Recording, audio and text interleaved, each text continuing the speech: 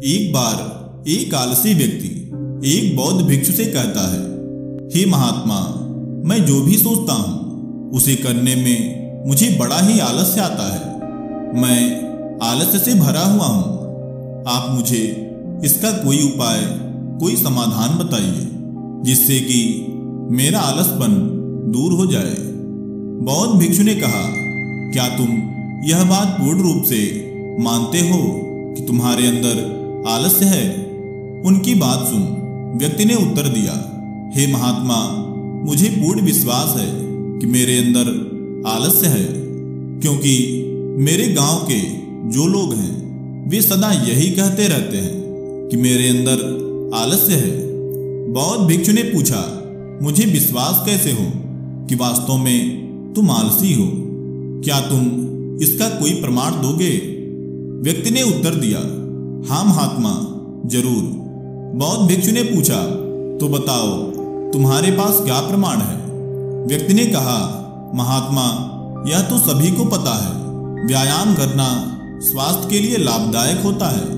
मैं भी यह बात अच्छे से जानता हूँ, परंतु क्या करूँ, मेरे अंदर इतना आलस्य है जिसके कारण मैं कितना भी सोच लूँ कि मुझे सुबह जल्दी उठना है, परंतु मुझसे ऐसा होता ही नहीं है और ऐसा मैं कभी नहीं कर पाता, चाहते हुए भी नहीं।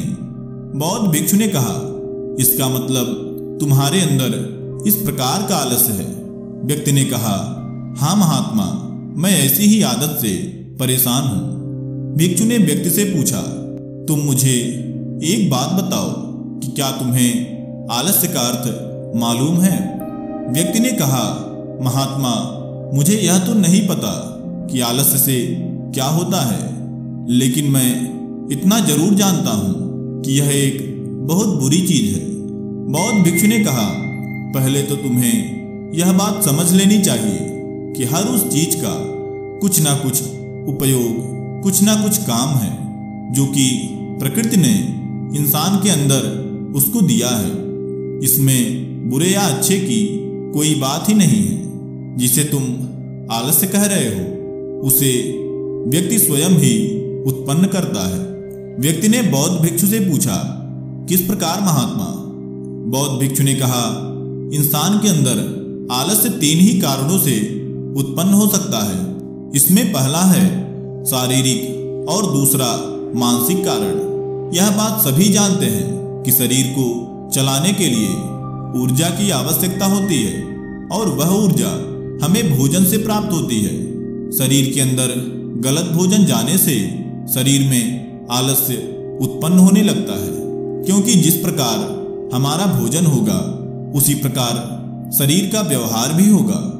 वहीं दूसरा कारण है मानसिक, अर्थात यदि हम अपने बैठने के तरीके, चलने के तरीके, सोने के तरीके आदि को ध्यान में नहीं रखेंगे और इनकी स्थिति को सही नहीं रखेंगे तो यह भी हमारे अंदर आलस्य जन्म देने के कारण बनेंगे।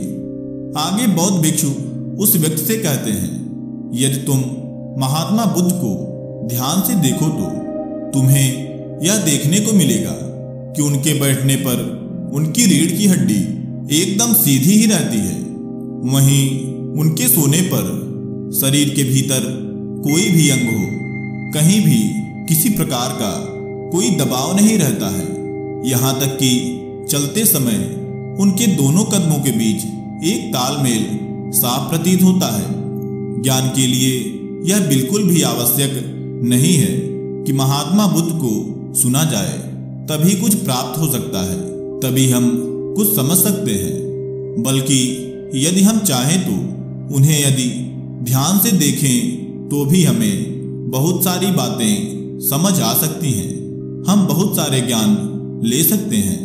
यदि आलस्य के कारणों को हम शारीरिक स्तर पर देखें तो आलस्य का तीसरा कारण यह है कि प्रातः काल जल्दी ना उठना। इतना सुनते ही व्यक्ति ने भिक्षु से कहा, बिल्कुल सही कहा आपने महात्मा, बहुत कोशिश करने पर भी मैं भी सुबह में जल्दी नहीं उठ पाता हूँ। उसकी बात सुन बौद्ध भिक्षु मुस्कुराने लगे। उन्होंने उस व्यक्ति से कहा, सुबह जल्दी उठने के लिए आवश्यक है कि रात्रि में एक निर्धारित समय पर ही सोया जाए। सोने का एक निर्धारित समय होना ही चाहिए। बौद्ध भिक्षु को अपने जीवन में अनुशासन का पालन सदैव करते रहना चाहिए।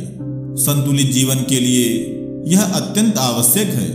लोग यह सोचते हैं कि अनुशासन हमें बंधन में बांध कर रखता है। लोग अनुशासन के बारे में बुरा सोचते हैं, परंतु वास्तविकता यही है कि अनुशासन से व्यक्ति बंधता नहीं है बल्कि स्वतंत्र रहता है। तब उस व्यक्ति ने बौद्ध भिक्षु से पूछा, आप मुझे सबसे पहले यह बताइए कि इसमें से सबसे पहले कौन सी चीज करें? सबसे पहले सही से भोजन करना शुरू करें या सही से चलना या सोना शुरू करें, या फिर इनके अलावा सबसे पहले सुबह जल्दी उठने की कोशिश करें? इसमें से सबसे पहले हम क्या करें? बौद्ध भिक्षु ने उस व्यक्ति को समझाते हुए कहा, अभी इस समय तुम जो भी कर रहे हो उसे पूरे मन से ध्यान पूर्वक करो। शुरुआत तो तुम अभी से कर दो। तुम यह बात समझ लो कि शरीर के कारण ही मन आलस्य को जन्म देता है। मन के स्तर पर आलस्य को समझने का प्रयास करो। इसमें पहला कारण यह है कि हम कोई भी कार्य करने से पहले यह सोच लेते हैं कि इस कार्य को हमने पिछली बार भी नहीं किया था, तो इस बार हम इसे कैसे कर सकते हैं?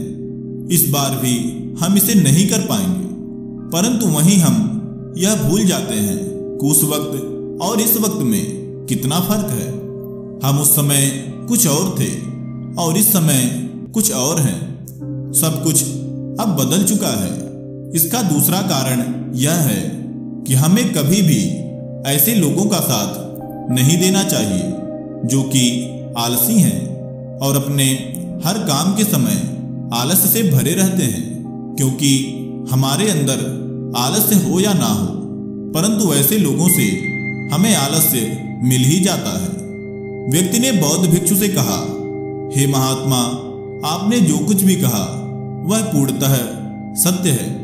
ऐसा मुझे भी अनुभव हुआ है। बौद्ध भिक्षु ने कहा, तुम तीसरा कारण भी समझो। तीसरा कारण है स्पष्ट मन का न होना। मैं तुमसे एक प्रश्न पूछता हूं। मान लो शाम का समय है और तुम किसी जंगल में खोए हुए हो, परंतु तुम यह नहीं जान पा रहे हो कि तुम्हारा घर वहां से किस दिशा में पड़ेगा। तो अब तुम वहां क्या करोगे?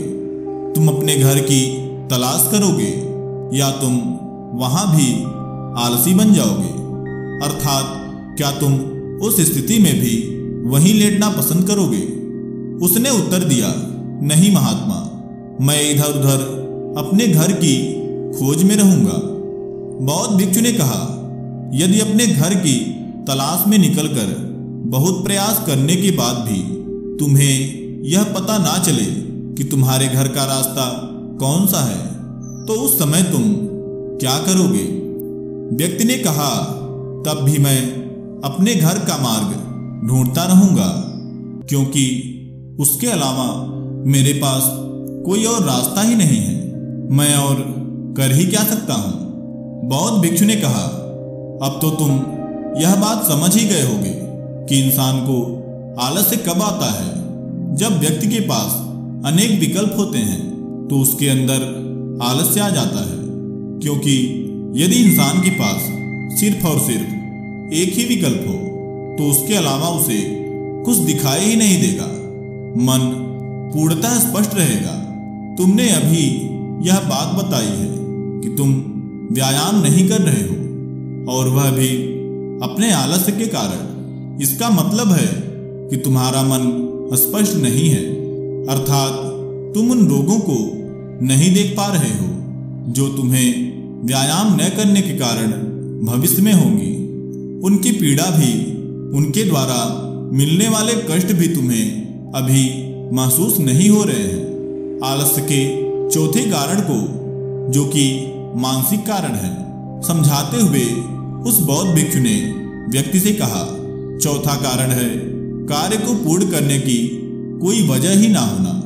इसे तुम इस प्रकार समझो कि यदि तुम अपनी एक यात्रा पर निकले हो और चलते चलते अब तुम थक चुके हो और अब तुम बिल्कुल भी चलना नहीं चाहते, तुम्हारा मन यह कर रहा है कि तुम कहीं बैठकर थोड़ी देर विश्राम करो और तुम्हें आलस भी आने लगा है, परंतु तभी अचानक तुमने एक शेर को देख लिया, तो अब तुम क्या करोगे?